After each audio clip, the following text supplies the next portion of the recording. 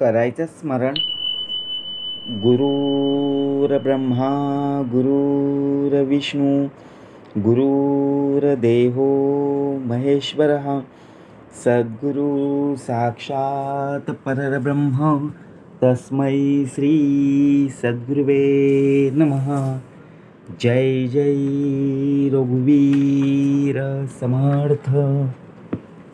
जय जय रघुवीर समर्थ. श्रीमद दासबोध दशक 8वा ज्ञानदशक मायोद्भवन नाम. समास पहिला देवदर्शन नाम. श्रीराम समर्थ. श्रोती व्हावे सावध विमळ ज्ञान बाळबोध. गुरु शिष्यांचा संवाद अतिसुगम पर्येसा. जय जय रघुवीर समर्थ. श्री समर्थ कृपेने उत्तमाची सुरुवातच बघा प्रत्यक्षपणे प्रार्थनेने करून दिली. गुरुर ब्रह्मा गुरुर्विष्णू गुरुर्देवो महेश्वरा. तिघांच्या पलीकडे असणारा श्री सद्गुरु साक्षात परब्रह्म तस्मै श्री सद्गुरु. कार्याला सुरुवात झालेली आहे. जय जय रघुवीर समर्थ. जय घोष तर उत्तमाचं झालेलं आहे. मतच म्हणले श्रीमताचं, खुद्द भगवंताचं वचन. श्रीमत दासबोध, या बोधातून संपूर्णपणे दास घडला पाहिजे. दशक 8वा दिलेला आहे. आपण प्रत्यक्षपणे आठवत नाही, बरोबर की नाही. आपण स्मरणामध्ये नसतो, स्मरणाचं विस्मरण होतं. म्हणून दशक 8वा मायोद्भव बघा प्रत्यक्षपणे ज्ञानदशक मायोद्भवना. आणि त्यातला समास पहिला आहे देवदर्शन नाम. देवाचं दर्शन बघा. करूया श्रवण. श्रीराम समर्थ. श्रोती व्हावे सावध विमळ ज्ञान बाळबोध. गुरु शिष्यांचा संवाद अतिसुगम पर्येसा. सुरुवात समर्थन उत्तमाची करून दिलेली आहे. श्रोती व्हावे सावध, सावधपणा सांगितलेला आहे. आपण कुठल्याही एखाद्या कार्यामध्ये सावधपणा ही भूमिका आणतच नाही आहे. आपला आत्मविश्वासच हा डळमळीत चाललेला आहे. म्हणून समर्थ म्हणतात की गुरु शिष्य संवादाच्या रूपाने विमल ज्ञान अगदी मुलांनाही समजेल असं अगदी सोपं करून सांगितलं आहे. ते श्रोत्याने सावध होऊन ऐकायला पाहिजे, परंतु आपल्यामध्ये ऐकण्याची भूमिकाच नसते. म्हणून समर्थ म्हणाले विमळ ज्ञान बाळबोध, बरोबर की नाही. ज्याप्रमाणे आपण लहान मुलांना सांगतो की नाही, एखादी गोष्ट असेल किंवा एखादा बघा संवाद साधत असताना ज्यावेळी आपण लहान मुलांशी बोलत असतो, त्याचप्रमाणे समर्थसुद्धा आपल्याशी बघा प्रत्यक्षपणे लहान मुलांना समजेल अशा अगदी सोपं करून सांगितलं. ते श्रवण संपूर्णपणे आपल्याला ऐकायचं आहे. नाना शास्त्रे धांडोळीता आयुष्य पुरेना सर्वथा. अंतरी संशयाची व्यथा वाढोची लागे. नाना शास्त्रांचा शोध घेऊ लागलं तर खरोखरच आयुष्य पुरं पडत नाही. बघा एखादा विद्यार्थी असतो किंवा एखादा मित्र असतो, त्याने काहीतरी शोध लावला, त्याने एखादं असं काही कार्य केलं ना, तर आपली झोप उडते, बरोबर की नाही. त्याने केलं मग मला का नको, बरोबर की नाही. मग आपण पण त्याच्या पुढे जाण्यासाठी खूप प्रयत्न करतो, पण त्याने समाधान प्राप्त न होता अंतरीमध्ये संशय वाढू लागते. म्हणजेच काय, समाधान प्राप्त होईल का. खरंच बघा आपल्याकडे आपले शेजारी पाजारी असतात की नाही, आपले नातेवाईक असतात की नाही, नक्कीच जर एखाद्याला चांगले मार्क्स मिळाले, चांगले गुण मिळाले आणि त्यांनी बघा पेढ्याचा बॉक्स किंवा पेढा आपल्या हातावर ठेवला, तर आपण काय म्हणू, आपल्या अंतरी समाधान प्राप्त होईल का अंतरी संशय निर्माण होईल, बरोबर की नाही. कारण पेढा घेताना आपण घेऊ, परंतु आपण त्या नजरेने संशयाने पाहू. मनामध्ये अनेक प्रकारचे प्रश्न उभे राहतील, मात्र समाधान प्राप्त होणार नाही. नाना तीर्थे थोर थोरे, सृष्टीमध्ये अपारे, सुगमे दुर्गमे दुष्करे, पुण्यदायके. बघा प्रत्यक्षपणे भाग कसा दिलेला आहे. सृष्टीमध्ये नाना तीर्थ आहेत की नाही, तीर्थस्थळे आहेत की नाही, अनेक प्रकारची देऊळं आहेत, मंदिरं आहेत, एकापेक्षा एक वरचढ आहेत, अशी असंख्य पुण्यदायक तीर्थ आहेत. काही सुगम आहेत, काही दुर्गम आहेत, काही दुष्कर आहेत.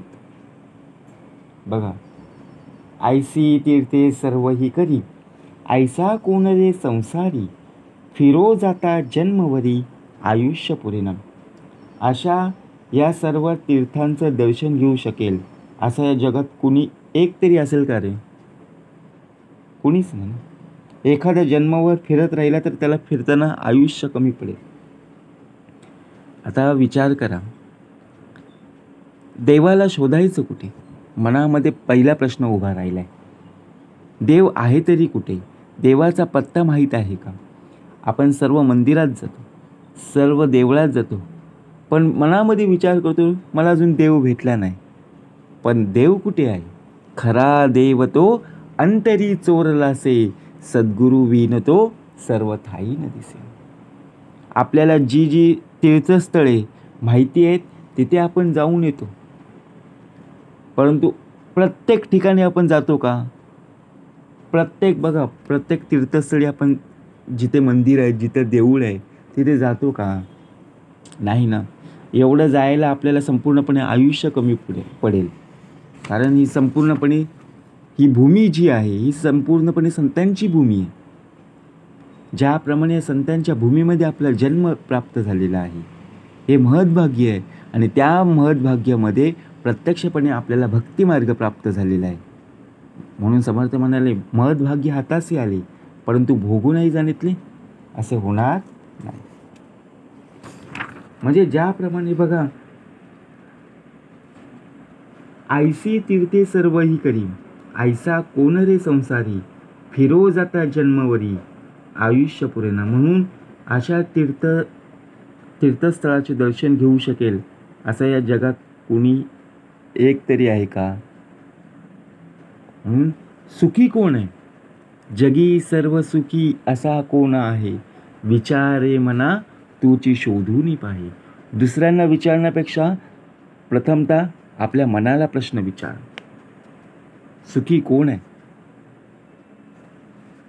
नाना तपे नाना दानी, नाना योग नाना साधने, हे सर्वही देवा कारणे करीचेत आहे. लोक देवाच्या प्रसिद्धी करतात, नाना प्रकारचे तप करतात, प्राप्ती करतात, नाना दाने देतात, नाना प्रकारचे योग, नाना प्रकारची साधने करीत असतात की देव मला नक्की पावेल. पण हे सर्वही देवाकारणे करीजेत आहे.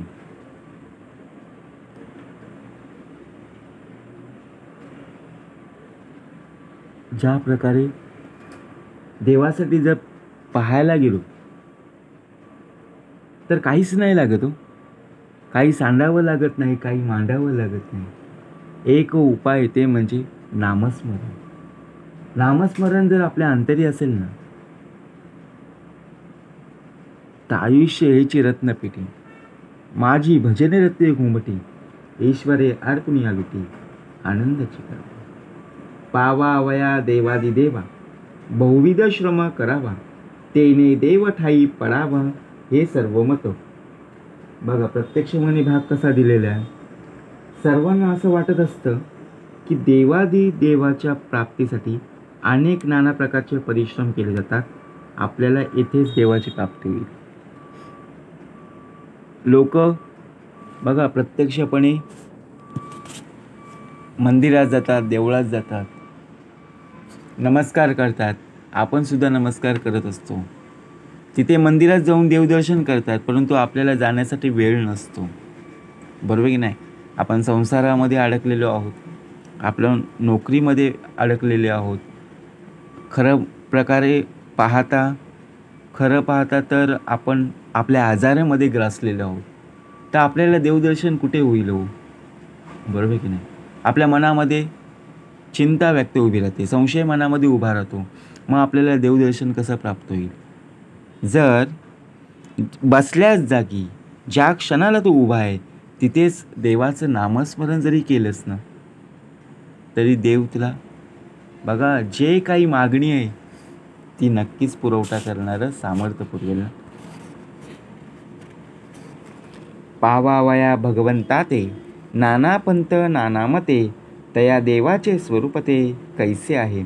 भगवंताची प्राप्ती व्हावी म्हणून नाना पंथ निर्माण झालेत ना, नाना मते प्रस्थापित केली गेली. देवाचं रूप तरी कसं आहे हे जाणून घेणं आवश्यक. गुरु पाहता पाहता लक्ष कोटी, बहुसाल मंत्रावळी शक्ती मोठी. गुरु अनेक आहेत, कोट्यावधी आहेत, परंतु सद्गुरू मात्र एक आहे. भगवंताची प्राप्ती व्हावी म्हणून कीर्तन केलं जातं, भजन केलं जातं, पूजन केलं जातं, अर्चा केली जाते, उपासना केली जाते, अनेक प्रकारची भक्ती केली जाते. विचार कर. परंतु बहुत देव सृष्टीवरी कुठे आहेत? बहुत देव सृष्टीवरी, त्यांची गणना कोण करी. एक देव कोणे परी ठाई पडेना. या सृष्टीमध्ये अनेक देव आहेत, त्यांची गणना कोण करू शकणार आहे? पण त्यातील एकाही देवाची प्राप्ती होत नाही.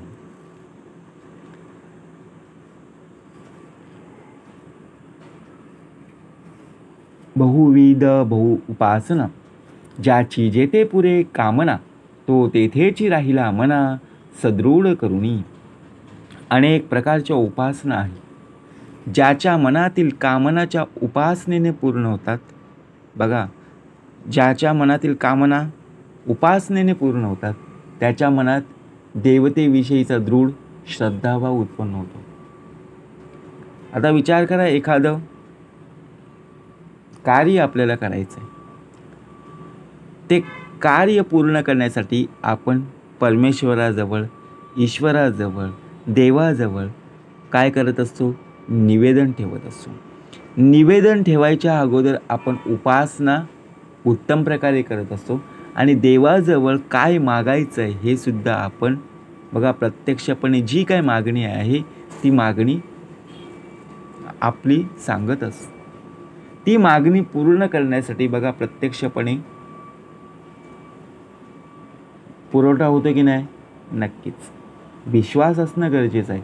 त्या देवतेविषयीचं दृढ श्रद्धाभाव उत्पन्न होतो. बहुत देव बहु भक्त, इच्छा झाले आसक्त, बहु ऋषी बहुमत वेगळाले. अनेक देव आहेत, त्यांच्या कामनेने आसक्त झालेले अनेक भक्त आहेत. अनेक ऋषी होऊन गेलेत, त्यांची अनेक मतेही वेगवेगळ्या प्रकारची आहेत. बघा प्रत्यक्षपणे प्रत्येक जे कोणी येतील त्यांचे मंत्र वेगवेगळे असतात. बरोबर आहे की नाही? जे गुरु आपल्याला लाभतील त्यांचे मंत्र आपल्याला वेगवेगळे सांगतात. त्यांची मतही वेगवेगळ्या प्रकारची असतात.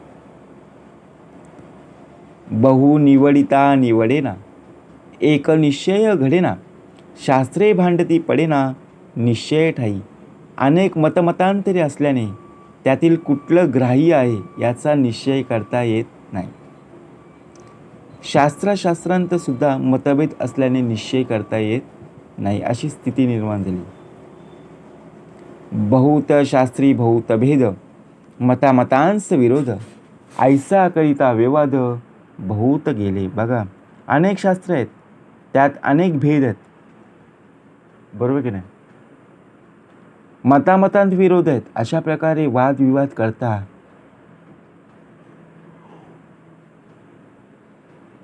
अनेक लोक नाहीसे झाले. सहस्रामध्ये कोणी एक, पाहे देवाचा विवेक, परी त्या देवाचे कौतुक ठाई न पडे. बघा हजारो मनुष्यात एखाद्याचा खरा देव कुठला यासंबंधी विचार करू लागतो. ते जाणण्यासाठी मनापासून प्रयत्न करू लागतो, पण त्या खऱ्या देवाचे रहस्य त्याला कळून येत नाही. आता विचार करा, सहस्रामध्ये कोणी एक, पाहे देवाचा विवेक. ज्या प्रकारे आपल्या हातून उत्तमाचं कार्य घडत असतं त्यावेळी वाहवा कोणाची होते हो? आपल्या या देहाची होते. परंतु परी त्या देवाचे कौतुक ठाई न पडे. मग देवाचं कौतुक आपण करतो का? तेव्हा विसर त्याचा, बरोबर की नाही? विसर होतो की नाही? त्याची आठवण येते का हो? नाही ना. मग ती मनापासून आपल्यामध्ये बघा प्रत्यक्षपणे नामस्मरण त्याचं पाहिजे. ठाई न पडे कैसे म्हणता, तेथे लागली अहंता, देव राहिला परता अहंता गुणी. बघा, ठाई न पडे असे कसे म्हणता? तो अहंकारामुळे म्हणू लागतो. अहंकार देव बाजूलाच राहतो. बघा, अहंकारामुळे आपल्यामध्ये जर अहंकार असेल, अभिमान असेल, गर्व असेल, तर शेवटी बघा प्रत्यक्षपणे गर्वाचे घर खाली की नाही. म्हणून मार्ग सापडे सुगम. आपल्याकडे अभिमान जर आलं ना, तर अभिमान उठे मत्सर. शेवटी क्रोध आलेलाच आहे, मत्सर उभा राहिलेला आहे, विषय वासनेला संपूर्णपणे देह अडकलेला आहे. त्यातून आपल्याला सोडायचं आहे. तर मार्ग सापडे सुगम, नलगे साधन दुर्गम, सायुज्य मुक्तीचे वर्म ठाई पडे. आता असो हे बोलणे, नाना योग ज्या कारणे, तो देव कोण्या गुणे ठाई पडे. आता हे बोलणं राहू दे. ज्याच्या प्राप्तीसाठी नाना योगांचा अभ्यास केला जातो तो देव कुठल्या उपायाने प्राप्त होतो? बघा, आता आपण देवाकडे प्रत्यक्षामध्ये काय मागत असतो? एखाद्या मंदिरामध्ये, एखाद्या देवळामध्ये आपण जातो, काय मागणी आहे? काहीतरी संकट, काहीतरी प्रसंग, काहीतरी अडीअडचणी आहेत म्हणून तर आपण देवाच्या चरणी गेलेलो आहोत, बरोबर की नाही? जी मागणी आहे त्याचा पुरवठा व्हावा यासाठी आपण गेलेलो आहोत. देव कोणासी म्हणावे, कैसे तयासी जाणावे, तेची बोलणे स्वभावे बोली जेल. म्हणून देव कोणाला म्हणावं, त्याला कसं जाणावं, तेच आता सहजरित्या सांगितलं जाईल. आता देव कोण आहे? देव कोणाला म्हणायचं, त्याला कसं जाणायचं? बघा, जेने केले चराचर, प्रत्यक्ष ओवीमध्ये भाग दिलेला आहे. केले सृष्ट्यादी व्यापार, सर्व करता निरंतर नाम ज्याचे. सर्वात महत्त्वाचं म्हणजे ज्याने संपूर्णपणे ही चराचर सृष्टी उत्पन्न केली, तो विश्वाचा मालक, ज्याच्या सत्तेने सर्व कार्य चालते व ज्याचे सर्व करता हे नाम निरंतर घेतले जाते, तो खरा देव.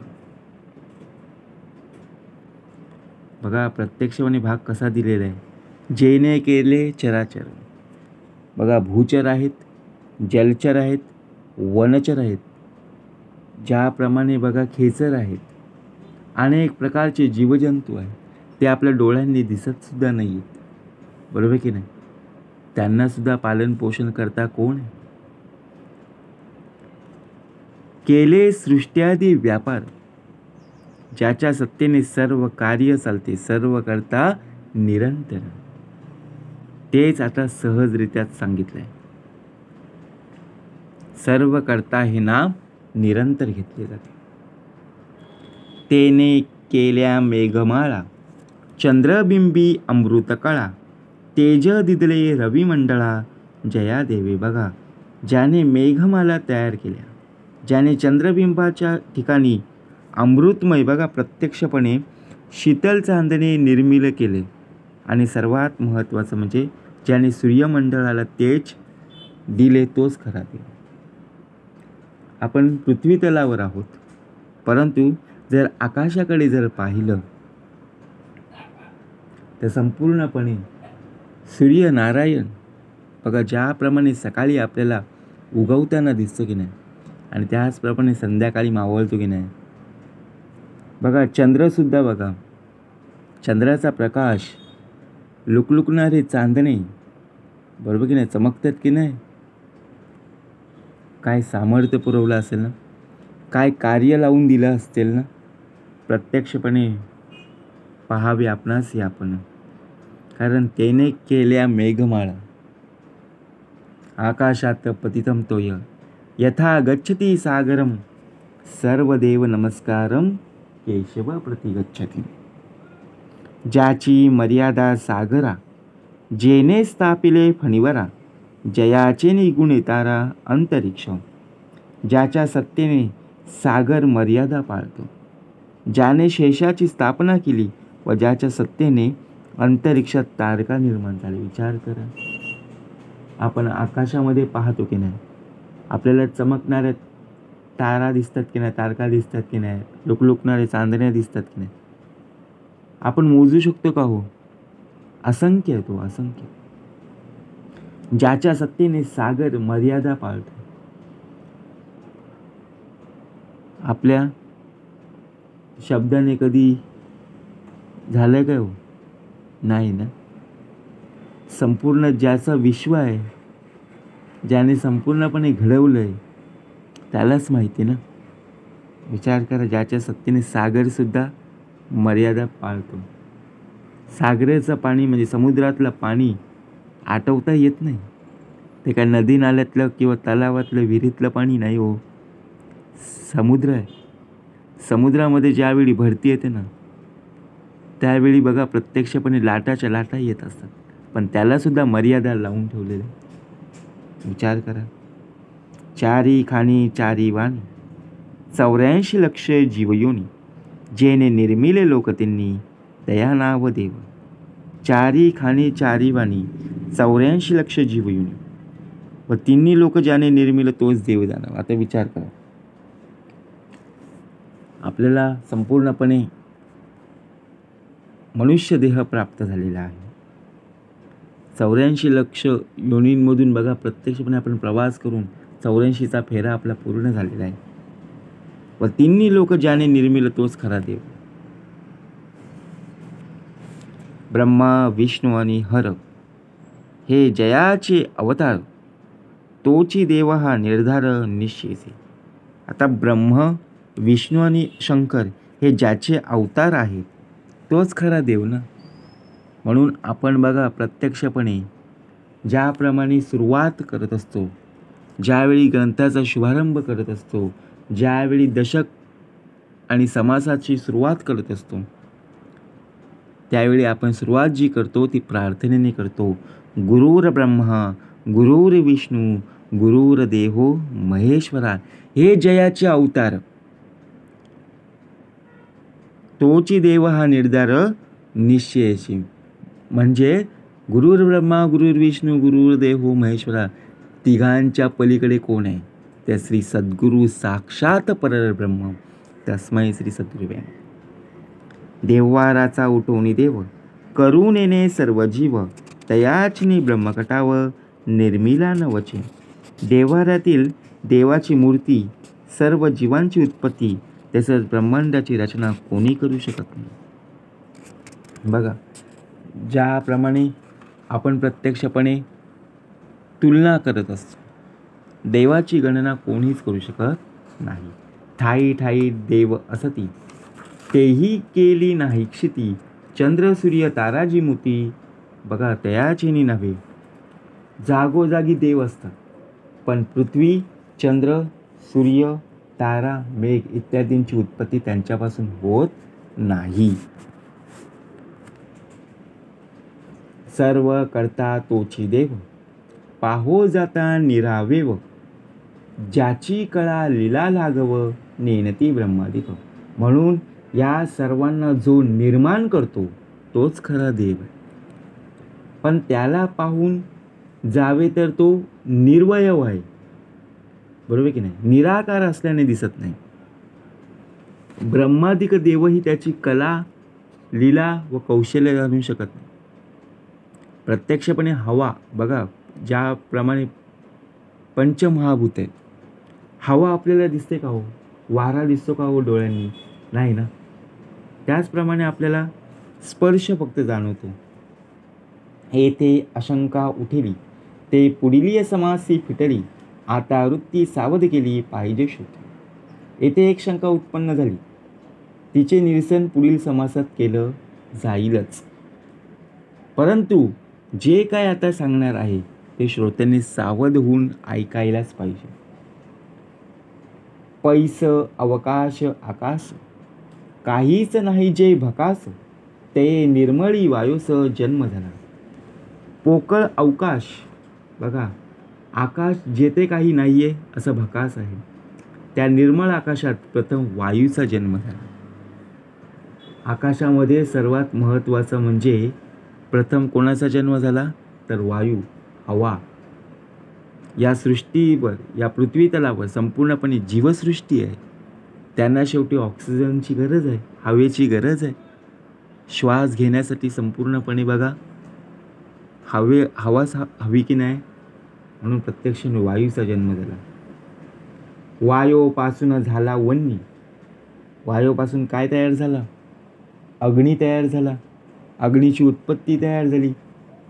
वन्नीपासून झाले पाणी, मग अग्नीचं रूपांतर कशामध्ये झालं? पाण्यामध्ये झालं. ऐसी जयाची करणी अघटित घडली, त्या देवाची करणी ही अशी अघटित घडलेली आहे. म्हणजे प्रथमतः सूर्य बघा, वायूचा जन्म, वायूनंतर अग्नीची उत्पत्ती आणि अग्नीनंतर बघा प्रत्यक्षपणे पाणी. सर्वात महत्त्वाचं म्हणजे बघा देवाची करणी नारळात पाणी. त्या नारळामध्ये पाणी आलंच कसं? बरोबर की नाही? नारळ सहजासहजी पडतो का हो? बघा प्रत्यक्षपणे उदकापासून सृष्टी झाली, स्तंभे विन उभारली, ऐसी विचित्र कला केली त्या नाव देवा. उदकापासून पृथ्वी झाली, पाण्यापासून काय झाली? पृथ्वी झाली. संपूर्णपणे सृष्टी निर्माण झाली. खांबाशिवाय, आधाराशिवाय तिला उभारली. तिला आधार दिलाय काय? पृथ्वी. पृथ्वीला आधार दिलाय का? पृथ्वी गोल आहे. आपल्याला घर बांधायचं असेल तर प्रथमतः पाया बांधावं लागतं, चौरस आखावं लागतं, विटा बांधाव्या लागतात, बरोबर की नाही? विटा लावाव्या लागतात. परंतु खांबाशिवाय, आधाराशिवाय तिला उभारली. अशी विचित्र ज्याची कला आहे त्यालाच देव म्हणतात ना. आपल्याला करता येईल का हो अशी? नाही ना. ज्याच्या वंशी जावे तेव्हा त्यालाच कळेल. देव निर्मिली हे क्षिती, तिचे पोटी पाषाण होती, तयासची देव म्हणती विवेकहीन. देवानं ही पृथ्वी निर्माण केली, तिच्याच पोटी दगड होतात आणि विवेकहीन माणसे त्याला देव म्हणतात. देवाने संपूर्णपणे पृथ्वी निर्माण केली. बघा प्रत्यक्षपणे जो सृष्टी निर्माण करता, तो ये सृष्टी पूर्वी होता, मग हे तयाची सत्ता निर्माण झाली. या सृष्टीचा निर्माता जो होता तो या सृष्टीपूर्वीही होता, त्याच्या सत्तेने नंतर ही सृष्टी निर्माण झाली. बरोबर की नाही? सृष्टी निर्माण करणारा तो सृष्टीपूर्वी होता. कृतयुग, त्रेतायुग, द्वापारयुग आणि प्रत्यक्षपणे कलियुग. कुल्हाल पात्रापूर्वी आहे, पात्रे काही कुल्हाल नव्हे, तैसा देव पूर्वीचा आहे, पाषाण नव्हे सर्वथा. मातीची भांडी निर्माण होण्यापूर्वीही कुंभारच असतो. ती मातीची भांडी म्हणजे कुंभार नव्हे. तसा देव हा पूर्वीपासूनच आहे, पाषाण नंतर झाले, म्हणून तो सर्वथा पाषाण नव्हेच. मृत्युकेचे शयन केले, करते वेगळे राहिले, कार्यकारण एक केले तरी होणार नाही. मातीचे सैन्य केले, ज्यांनी ते केले त्या सैन्यापेक्षा वेगळेच राहिले. कार्य म्हणजे मातीचे सैन्य व कारण म्हणजे मातीपासून सैन्य बनवणारे कारागीर, त्यांना नंतर एक करू म्हटले तरी ते होऊ शकत नाही. तथापि होईल पंचभूतिक, निर्गुण नव्हे काही एक, कार्यकारणाचा विवेक भूतान पडता नाही. तथापि येथे कार्य म्हणजे मातीचं सैन्य आणि कारण ही दोन्ही पंचमहाभूतिक असल्याने तत्वता एकच आहे असं म्हणता येईल. कार्यकारण संबंध हा पंचमहाभूतांना सोडून नसतो, म्हणून तो निर्गुणाला तो लागू पडत नाही. अवघी सृष्टी जो करता, तो ते सृष्टी होनी पडता, ते संशयाची वार्ता काढूच नाही. म्हणून अवघ्या दृष्टीचा करता त्या दृष्टीहून वेगळा आहे. हे निश्चित आहे, म्हणून येथे संशयाचे नावही काढू नये. बघा, अवघी सृष्टी जो करता, आता करता करविता कोण आहे, येथे संशयच आला नाही पाहिजे. मी करता ऐसे म्हणसी, तेने तू कष्टी होसी. राम करता म्हणसी, तेथे यश कीर्ती प्रताप. म्हणजे अवघी सृष्टी जो करता. बघा, ज्यावेळी एखाद्या कार्याची सुरुवात आपण करत असतो, त्यावेळी ती संपूर्ण होतपर्यंत बघा, आपण कोणावर अवलंबून असतो का, नाही आहे. परंतु ज्याने संपूर्णपणे आपल्याला मार्गदर्शन केलेले आहे, त्याचप्रमाणे आपण पावलावर पाऊल टाकत असतो आणि त्याप्रमाणे ते काम, ते कार्य पूर्ण होऊन आपल्याला यश प्राप्त होतं. तो ते सृष्टी होऊन पडता, ते संशयाची वार्ता काढूच नाही. मग तिथे संशय उभा राहत नाही. कारण जे आपल्याला बघा, प्रत्यक्षामध्ये आपण शाळेमध्ये जातो की नाही, शाळेमध्ये आपल्याला शिकवलेलं आहे, बरोबर की नाही, तिथे वर्गपाठ आहे, तिथे होऊन आपल्याला घरी गृहपाठ दिलेला आहे, वर्गात पण अभ्यास केलेला आहे, घरी जाऊन त्याचा सराव केलेला आहे. मग त्याचं मार्गदर्शन आपल्याला उत्तमाचं प्राप्त झालेलं आहे. मग तिथे संशय निर्माण होईल का, नाही आहे. खामसूत्रीची भाऊली जेने पुरुषे नाचवली. बघा, खामसूत्रीची भाऊली जेने पुरुष नाचवली, तोची भाऊली हे बोली घडे केली. खांबसूत्रांच्या भावल्यानं जो पुरुष नाचवतो, तो तीच भाऊली असं म्हणता येईल. आपण जत्रेमध्ये पाहतो की नाही, ते असतात बघा, शेलवर काही असतात, काही जण जादू म्हणून आपल्याला दाखवत असतात, काही जण असं वाटतं की ते प्रत्यक्षपणे बोलत आहेत, परंतु आवाज देण्याचं कार्य ती एक कला निर्माण केलेली आहे. छाया मंडपेची सेना, सृष्टी सारिकीचं रचना, सूत्रे चाळी परितो नाना व्यक्ती नव्हे. अंधाऱ्या जणी बघा, पडद्यावर नाना चित्रांच्या छाया पडून त्यांची हालचाल दाखवली जाते. तसेच बघा, सेना दाखवली तर सैन्यातील शिपाई म्हणजे नाना व्यक्ती आणि ती हालचाल करून दाखवणारा सूत्रधार. ज्याप्रमाणे आपण चित्रपट पाहतो बघा, चित्रपट पाहत असताना ज्यांनी संपूर्णपणे चित्रपट तयार केलेला आहे, त्याचा कधी चेहरा समोर येत नाही, बरोबर की नाही. त्याने संपूर्णपणे तो चित्रपट प्रथमतः मनामध्ये तयार केलेला आहे आणि नंतर तो संपूर्णपणे पडद्यावर दाखवत आहे. तैसा सृष्टीकर्ता देव, परी तो नव्हे सृष्टीभाव, जेने केले नाना जीव तो जीव कैसनी. म्हणून सृष्टीकर्ता देव हा त्या सृष्टीतील नसतो, ज्याने नाना जीव निर्माण केले तो जीव कसा असेल. जे जे जया करणे पडे, ते तो कैसे घडे, म्हणून वायेची बापुडे संदेही पडते. जे कोणी जे जे कार्य करतो, ते कार्य म्हणजे तो असे कसे घडू शकेल. करता हा कार्याहून भिन्नच असणार. लोक उगीच संशयात पडतात, कोणी कार्य केले, बरोबर ना, कार्य करविता तो आहे.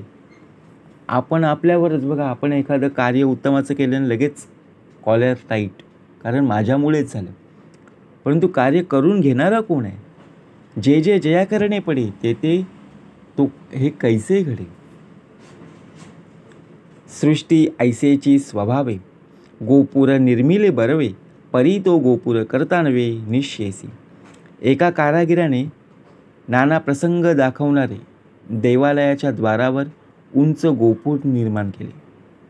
त्यातील देखावे, व्यक्ती इत्यादी अगदी हुबेहूब बाह्यसृष्टीत दिसतात, पण गोपूर व त्याचा करता नक्कीच एक नव्हेत ना.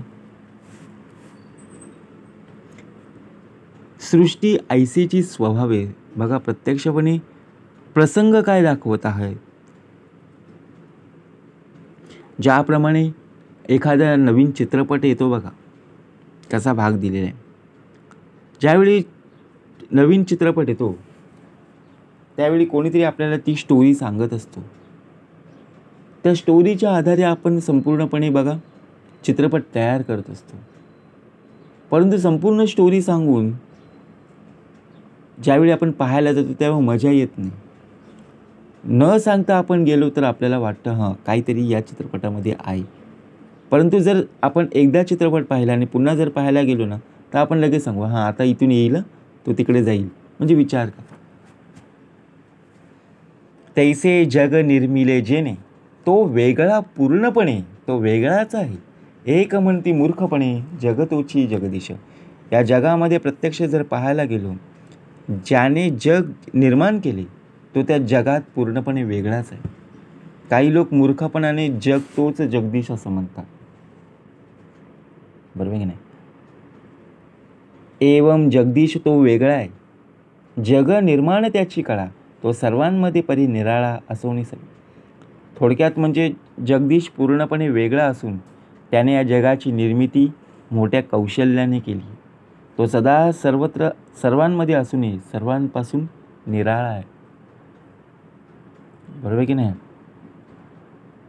म्हणून भूतांचा कळदम यासी अलिप्त आत्मारामू अविद्या गुणे माया भ्रमू सत्याची वाटे. म्हणून पंचमहाभूत कुठली आहेत? पृथ्वी, आप, तेज, वायू आणि आकाश या समुदायाहून मिश्रणाहून आत्माराम हा सर्वस्वी अलिप्त असतो. अविद्येच्या योगे मायेने निर्माण केलेलं श्रम सत्यच वाटतो. मायोपादी जगडंबर आहे सर्वही साचार ऐसा हा विपरीत विचार कोठेची नाही. मायेने निर्माण केलेला हा जगाचा पसारा सर्व सत्यच आहे असा विपरीत विचार अध्यात्माच्या ग्रंथात कोठेच आढळून येत नाही. म्हणून जगमिथ्या असाच आत्मा सर्वांपर जो परमात्मा अंतर्बाह्य अंतरात्मा व्यापुनी असे. म्हणून जग मिथ्या असून आत्मा सत्य आहे आणि परमात्मा सर्वांच्याही पलीकडचा आहे व त्याने अंतर्बाह्य सर्वांना व्यापलेले असून तोच खरा अंतरात्मा आहे. तयास म्हणावे देव एर हे अवघेची वाव ऐसा आहे अंतर्भाव वेदांतीचा त्यालाच देव म्हणावे. इतर सर्व जे दृश्य आहे ते मिथ्या आहे. बरोबर की नाही. मनी नाही भाव देवा मला पाव. पदार्थ वस्तू नाशिवंत हे तो अनुभवास येत या कारणे भगवंत पदार्थ वेगळा. दृश्य सृष्टी आणि त्याच्यातील पदार्थ हे सर्व नाशिवंत आहे. आपला देह शाश्वत आहे का नाशिवंत आहे? नाशिवंत. याचा अनुभव सर्वांनाच येत असतो परंतु अविनाशी भगवंत हा पदार्थाहून वेगळा. देव विमळ आणि अचळ शास्त्रे बोलती सकळ त्या निश्चळच चंचळ म्हणून सर्वता. बघा देव निर्मळ आहे, निर्गुण आहे, निराकार आहे, निश्चळ आहे. म्हणून त्या निश्चळ परमात्म्याला चुकूनही कधी चंचल म्हणू नये. चंचल कोण आहे? तर आपला देह आहे. देह म्हणजे काय? त्या प्रत्यक्षपणे आपलं मन आणि बुद्धी. देव आला देव गेला देव उपजला देव मेला ऐसे बोलता दुरिताला काय ऊने. देव आला काय देव गेला, देव उपजला आणि देव मेला असं कधीच म्हणू नये. असं म्हणण्याने पाप मात्र पदरात पडते. बरोबर की नाही. जन्म मरणाची वार्ता देवास लागेना सर्वता देव अमर ज्याची सत्या त्यासी मृत्यू कैसी. आता या पृथ्वी तलावर आपला जन्म झालेला आहे. ज्याप्रमाणे जन्म झालेला आहे त्याचप्रमाणे आपल्याला मृत्यू नक्कीच आहे. कोणी अमरपट्टा लावून आलेला नाही. परंतु जन्म मरणाची वार्ता देवास लागेना सर्वता देव अमर ज्याची सत्ता. बघा देव अमर आहे त्यासी मृत्यू कैसे नाही. कारण जन्मच नाही ते मृत्यू कुठे आहे? बरोबर की नाही. उपजणे आणि मरणे येणे जाणे दुःख भोगणे हे त्या देवाचे करणे तो कारण वेगळा. जन्मणे आणि मरणे येणे आणि जाणे अथवा दुःख भोगणे हे सर्व त्या देवाच्या सत्तेने चालते. तोच सर्वांचं कारण आहे म्हणून तो या सर्व कार्यावरून वेगळाच आहे. अंतःकरण पंचप्राण बहुतत्वी पिंड ज्ञान या सर्वांचं आहे चलन म्हणून देव नव्हेती. बघा अंतःकरण पंचप्राण अनेक तत्वांसहित पिंडज्ञान या सर्वांमध्ये बदल होतो आणि त्यांचा नाशही होतो. म्हणून प्रत्यक्षपणे भाग कसा दिलेला आहे. एवं कल्पने रहित तया नाव भगवंत, देवपणाची मात तेथे नाही. इंद्रादी देवांचं देवपण कल्पांती नाश पावत असल्याने त्या देवपणाची मातब्बरी बघा प्रत्यक्षपणे अविनाशी ब्रह्मरूपापुढे भगवंतापुढे चालत नाही. आपल्या मनामध्ये काही कल्पना येत असतात, त्यामध्ये देवाचं विस्मरण होत असतं, परंतु देवपणाची मात तेथे नाही. जर देवाचं नामस्मरण असेल, देवाची पूजा अर्चा उपासना जर आपल्या मनामध्ये असेल, तर तिथे कोणाचं चालणार नाही. तव शिष्य आक्षेपिले, तरी कैसे ब्रह्मांड केले, करतेपण कारण पडिले कार्यामध्ये. हे ऐकून बघा शिष्याने आक्षेप घेतला. कार्य करताना कर्ता हा कार्यमय झालेला असतो, तरी निर्गुण ब्रह्माने ब्रह्मांड केले, तरी निर्गुण ब्रह्मच सगुण झालं, तरी ब्रह्मांड कोणी आणि कसं केलं ते सांगायला पाहिजे ना. द्रष्टेपणे द्रष्टादृश्य, जैसा पडे अनायासी, कर्तेपणे निर्गुणसी गुण तैसे. द्रष्टा या द्रष्टेपणाने दृश्य पाहत असता नकळत त्या दृश्याचाच एक भाग बनतो.